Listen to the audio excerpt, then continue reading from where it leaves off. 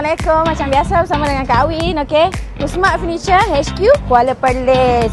Okey, Kak Awi nak bagi tahu kita punya promo masih lagi on. Okey, ingat promo ni daripada 1st April sampai hujung bulan 5.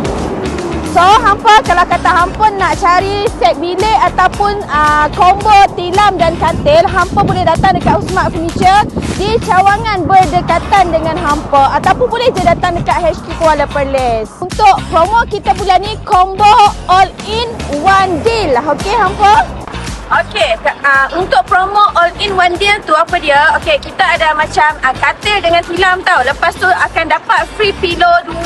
Okey, kita ada set katil dan tilam harga serendah RM499.